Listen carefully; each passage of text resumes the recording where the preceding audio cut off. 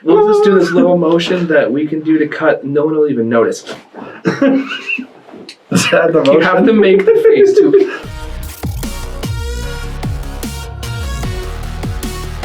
All right, nobody noticed. We just that's where we cut. That's where we The were show has together. literally gone downhill. like that, we are done. Okay, Sending Don't you us have put it to- back to Amazon. Don't you have to like do that motion before and then also after? well, that's what. No. All right, so talking about magic, we were in Acts 8, 9 through 24, talking about Simon the sorcerer. Okay, so what? Yeah, so what happens is Simon the sorcerer, and it says that he amazed the people. So then he sees what Philip is doing, and he's amazed. So he follows Philip, and he comes to Peter and John, who are laying their hands on people. And when they do that, they receive the Holy Spirit. And as soon as he sees that, he says, I want this power. I have money. Here's my money. And Peter says, may your money perish with you because you thought you could buy the gift of God with money. You have no part or share in this ministry because your heart is not right before God.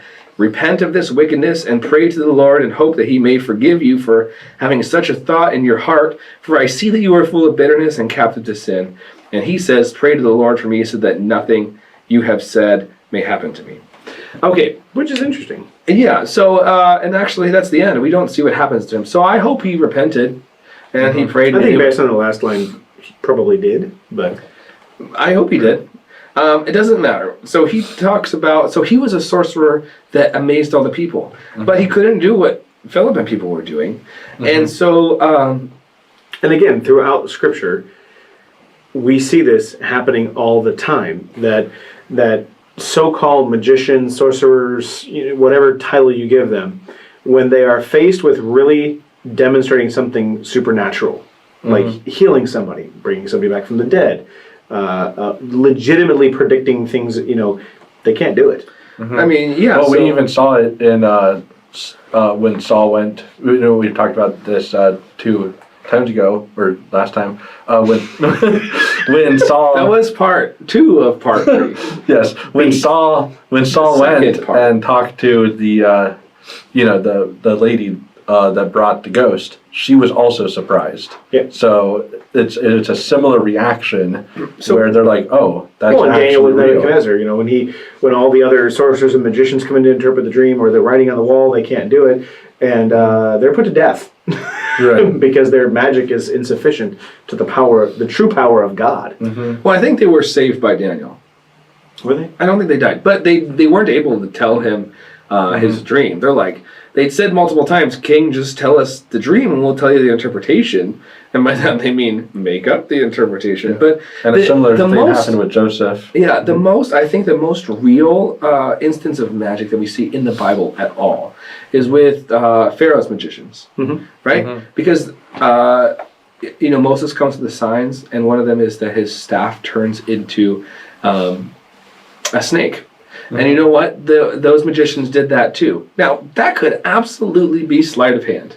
And in fact, that's what I think it is, because they weren't able to do the other stuff that God could do. They couldn't. So they were able to replicate one thing, and that one thing could definitely be sleight of hand. I mean, that's not even. I'm sure there's somebody out there today doing a magic trick where they turn a stick into a snake. That doesn't. Right. That would be an interesting trick, and it's and wouldn't be that difficult to do sleight of hand. I mean, if you took magicians today with the sleight of hand ability and the different things that they're able to do and making things disappear, and you put that in a time where people are more superstitious and don't understand things as much, yeah, they would be a magician. We literally call them magicians today. If we look at thousands of years later, back at this time, are people going to think that we believed? Right. Did we believe wrestling was a real thing? Right. No, you did not. But do you know what I mean? Ben soap opera. I just think that any time that we see something or people referred to as magicians or anything, it doesn't really seem like they have any ability. They're not referenced as having any amazing ability more than something that could be produced by trickery. And that being said, if their power comes from Satan, if their power comes from demons, if Satan has that kind of power, which I don't think he does, he only has whatever power God gives him, as we see in Job. He had to request permission to do certain things. So the question is, they would still have this power today. And every time that we test these things today, there's been no ability for people to have these supernatural abilities. Anybody that has claimed to have it, and it's either been unproven, they're not willing to produce it, or if they are, it's actually just, well, it's just this. Like it's a scientific thing. So I don't. And what I was just looking for is, I can't remember off the top of my head, maybe you guys can.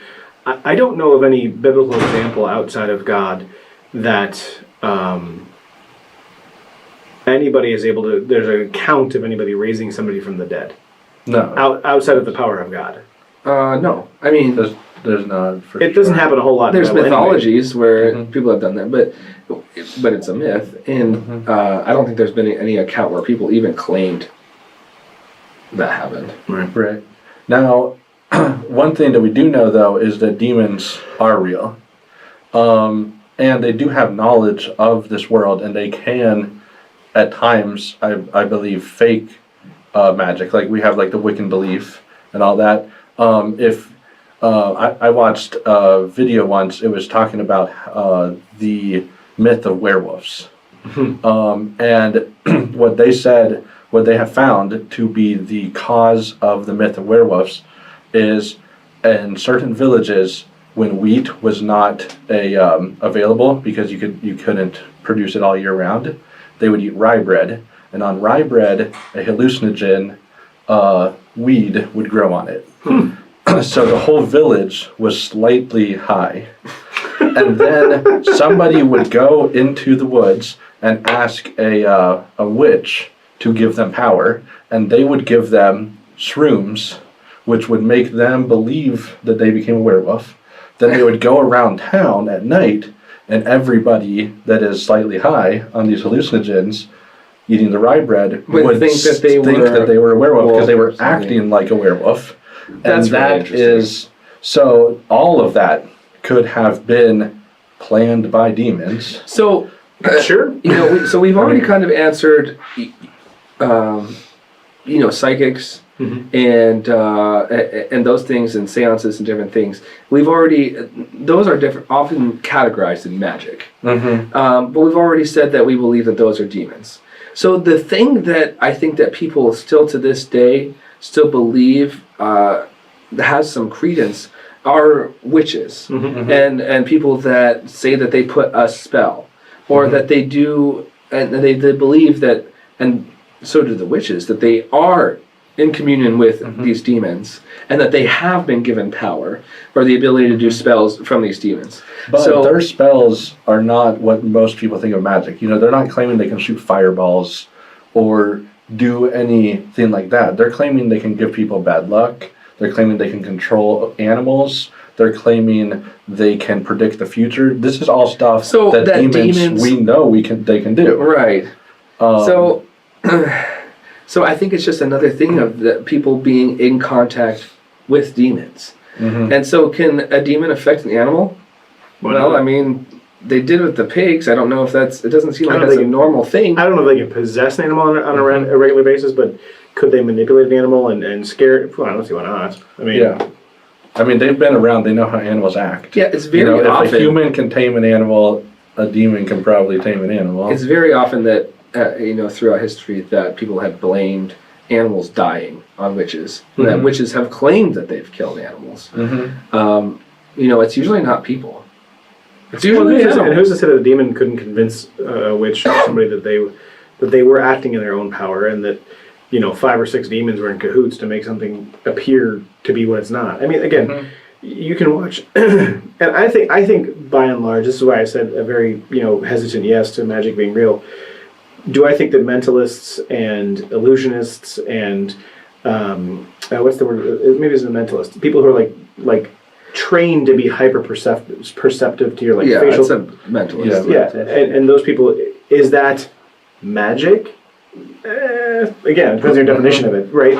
Is If they it went back in time, they would be wizards. if they were standing before Pharaoh and said, "Hey, I can predict what this guy's going to do in the next 15 minutes," and he did it. Whoa, hold on a second, you know. Or, I think or the- even I think the make real them do question- stuff. Like David, it was David Blaine that you were talking about in a different episode. He was able to convince multiple people to rob a bank. Not David Blaine, the other guy was Dan Brown. Dan Brown, yes. Yeah. Yeah, he was able to convince multiple people to rob a bank just by giving them clues throughout their day. Yeah, You know, it's insane. If he can do that, Go think watch about that. It's called The Heist. It'll Yeah. be on multiple parts on YouTube, but it is one of the most Well, I mean, amazing there's things you'll ever see.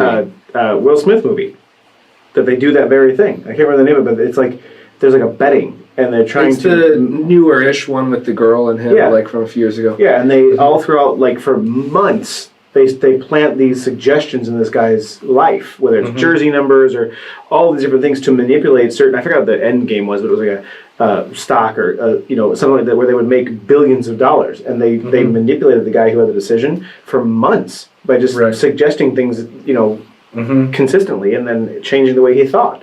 yeah. So here's if the a human question. can do that in months, a demon that's had your whole life, I mean, to do stuff, it's So- it's not unreasonable to think that they could trick witches and stuff into. Yeah, for sure. Okay, so magic. Are some people born with the ability to do supernatural things? No. Right. Can you go to some monk in the Appalachian Mountains and he can teach you how to harness your energy within your body to do superhuman things? No. That's not a thing. Does Satan have power? Yes, with an asterisk, because we know that he has done things in the Bible, most specifically in Job. I don't know if there's any other instance of Satan actually doing something.